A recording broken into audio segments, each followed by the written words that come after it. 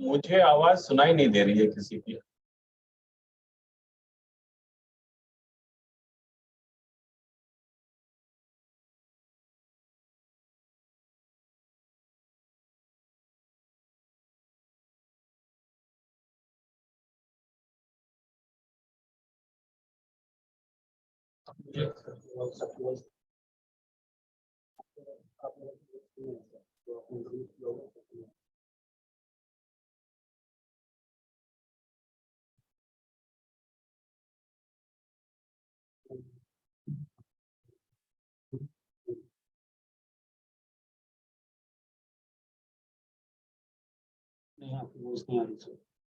चलो कोई नहीं, मैं बोल देता हूँ। चलो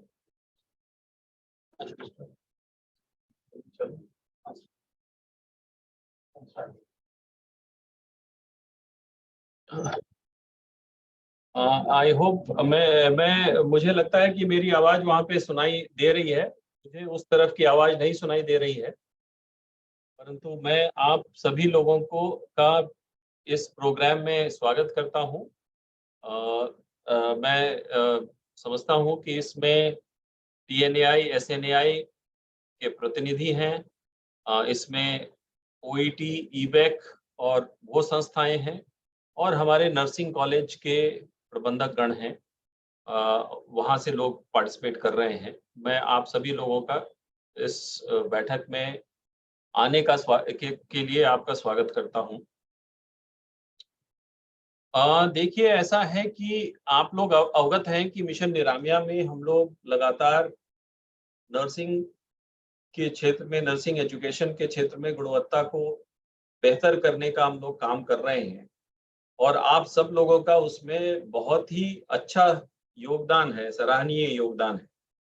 तो मैं पहले तो आप सभी लोगों का धन्यवाद देना चाहता हूं कि आप लोग इस मिशन से सही तरीके से जुड़े हुए हैं, और जिस स्पिरिट में इस मिशन को चलाया जाना चाहिए उस स्पिरिट में आप चला रहे हैं।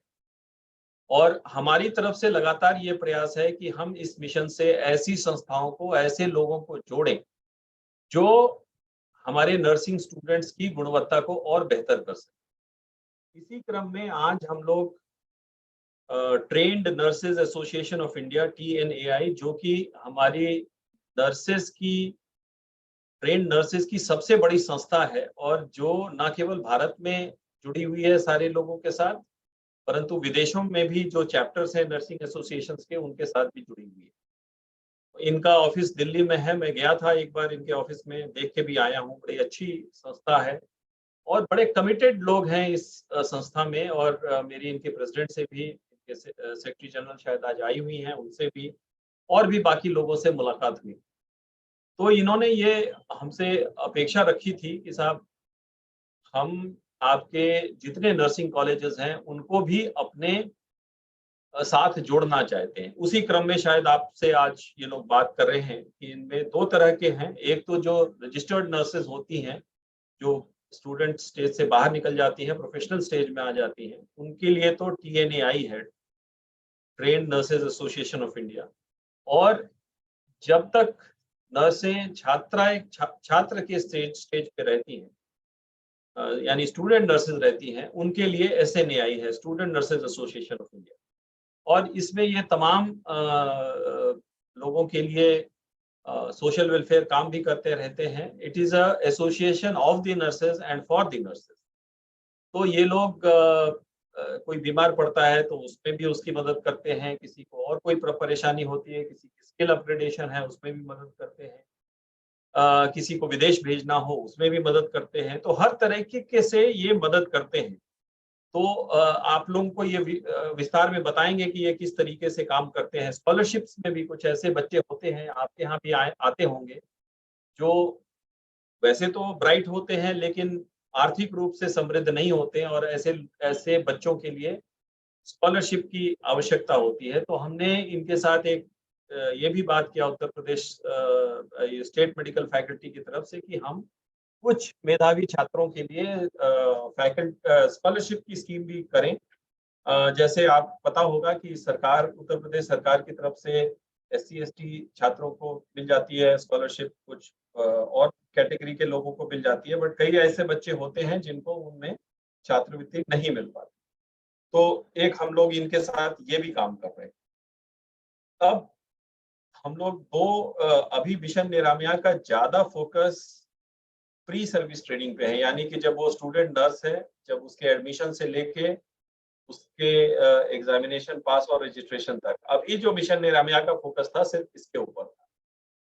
परंतु अब हमें महसूस हो रहा है जितना अभी चलाने के बाद कि ऐसे नर्सेस की भी संख्या काफी मात्रा में है जो अभी वर्कफोर्स में है, यानी रजिस्टर्ड नर्सेस हैं, लेकिन जब हम लोग उनके पास बात करने जाते हैं तो उनको ये ऐसा महसूस होता है कि उनकी क्लिनिकल स्किल्स में और अधिक वृद्धि करने की आवश्यकता है। तो अब हम लोग इसके साथ साथ स्टूडेंट लेवल पे जो नर्स की ट्रेनिंग है उसको इम्प्रूव करने के साथ साथ अब एक और प्रोग्राम लेने का प्रयास का विचार कर रहे हैं, जिसमें हम लोग स्किल्ड मतलब जो इन सर्विस नर्सेज हैं उनकी स्किल लेवल्स को बढ़ाने की बात कर रहे हैं। इसके लिए भी हम लोगों ने TNAI से बात किया है। उनका एक ग्रेटर नोएडा में बहुत अच्छा कैंपस है जहाँ पे वो ट्रेनिंग देते हैं। तो मैं आप लोगों से आग्रह करूंगा कि ऐसे नर्सिंग कॉलेजेस जिनको फैकल्टी के स्किल्स को अपग्रेड करने की जरूरत हो, या ऐसे आपके हॉस्पिटल्स में जो नर्सिंग कॉलेजेस के साथ अटैच्ड हॉस्पिटल्स हैं उसमें स्टाफ नर्सेज या उनके साथ उनके स्किल के अपग्रेडेशन की जरूरत हो, तो जरूर इस फैसिलिटी का लाभ लें आप लोग। एक और बात जो हम एम्प्लॉयर से जब बात करते हैं तो उनसे ये सुनने में आती है कि हमारे जो नर्सिंग स्टूडेंट्स हैं जो पास आउट हो रहे हैं उनके पास नर्सिंग के स्किल्स तो हैं और नर्सिंग के नॉलेज भी हैं, लेकिन उनमें कुछ सॉफ्ट स्किल्स की पर्याप्त मात्रा में उपलब्धता नहीं हो पाती। फॉर इंस्टेंस आपका patient communication, bed side communication कैसा होना चाहिए, इसके अलावे आपके जो डॉक्टर से कन्वर्सेशन है वो कैसे होने चाहिए, उसके अलावा इंग्लिश स्पीकिंग में भी कई जगहों पे कई एम्प्लॉयर्स, खास करके अगर आप यूपी से बाहर कहीं प्रैक्टिस करने जा रही हैं तो इंग्लिश स्पीकिंग की भी एक रिक्वायरमेंट होती है। तो एक हम लोगों ने ये संस्था हमने चुनी है, ईबैक और OET।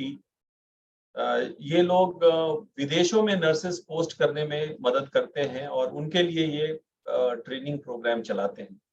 आज ये लोग भी शायद आपके साथ अपने बात रखेंगे, और मुझे लगता है कि ऐसे नर्सिंग कॉलेजेस जहाँ पे ऐसी छात्राएं हैं जिनका बेसिक नर्सिंग स्किल्स और बेसिक क्लिनिकल ट्रेनिंग ठीक है और एकेडमिक ट्रेनिंग ठीक है, और जहाँ पे फिनिशिंग के ये रिक्वायरमेंट्स है, बिकॉज एम्प्लॉयर्स को वो सारी चीजें चाहिए, ना केवल उनको नर्सिंग एकेडमिकली ब्राइट चाहिए, वो स्किल नर्स भी चाहिए और साथ साथ ऐसे नर्स चाहिए जो कि कम्युनिकेशन में भी इफेक्टिव हो। तो ये जो कम्युनिकेशन और सॉफ्ट स्किल्स वाली पार्ट होती है वो अभी हमारे नर्सिंग कुरिकुलम में बहुत ज्यादा हमने उसको अभी ध्यान नहीं दिया है, फोकस नहीं दिया है। तो ये एक फोरम, चूंकि आपकी फोरम में गैदरिंग हो रही थी तो हमने ये सोचा कि ये भी आप लोग के सामने इसको भी एक्सपोज किया जाए, और जहाँ पे प्रबंधक महसूस करते हैं कि उनके बच्चों को एम्प्लॉयमेंट में इसका लाभ मिलेगा, वो इन सेवाओं का लाभ ले सकते हैं। बहुत सारे कल हम ये लोग इन लोगों से मिले थे, कई राज्यों में कई मेडिकल कॉलेजेस में और नर्सिंग कॉलेजेस में इनका प्रेजेंस है, तो इनका भी आप लोग लाभ उठाएं। इससे इससे आपको लाभ ये होगा कि आपकी नर्सिंग स्टूडेंट्स और कॉन्फिडेंट होंगी और जॉब मार्केट में उनकी वैल्यू ज्यादा होगी, और जब उनकी जॉब मार्केट में वैल्यू ज्यादा होगी तो आपके स्कूल के, आपके कॉलेज के लिए जो एंट्रेंस है उनकी भी डिमांड बेटर होगी, क्योंकि जब अच्छे बच्चों की प्लेसमेंट होगी तो वर्ड ऑफ माउथ से ये जरूर होता है कि भाई इस नर्सिंग कॉलेज में कि बच्चों की प्लेसमेंट अच्छी हो रही है, उनके बच्चों को ज्यादा तनख्वाहें मिल रही हैं, तो बेहतर स्टूडेंट्स आपके कॉलेज की तरफ एडमिशन लेना प्रेफर करेंगे। तो मेरा आप लोगों से आग्रह है कि मिशन निरामया में हम लोगों ने एक लंबा सफर तय कर लिया है। पिछले 1 साल में अगर मैं देखूं तो बहुत सारी उपलब्धियां हम लोगों ने हासिल की हैं, लेकिन ये जो मिशन है ये लगातार चलना है, ये कारवां अभी रुकने के लिए अभी नहीं है। अभी बहुत सारे सोपान, अभी बहुत सारे माइलस्टोन हमें कवर करने हैं। और जैसा कि माननीय मुख्यमंत्री ने कहा कि उत्तर प्रदेश को हमें नर्सिंग एजुकेशन के क्षेत्र में एक हब के रूप में स्थापित करना है। और मैं उम्मीद करता हूं कि TNAI, OET, EBAC, इन सब लोगों के साथ मिलकर के हम जो अगला सोपान है उसको प्राप्त करने में हमें मदद मिलेगी। मैं पुनः आप सब लोगों को इस वर्कशॉप के लिए और इस वर्कशॉप में जो डेलिब्रेशंस होंगे वो आप लोग के लिए फलदायी हो, प्रोडक्टिव हो, केवल चर्चा विचर्चा ना बने बल्कि वो कार्य रूप में परिणत हो और जमीन पे उतरे। मैं ऐसी अपेक्षा करता हूँ, मैं ऐसी आपको शुभकामनाएं देता हूँ।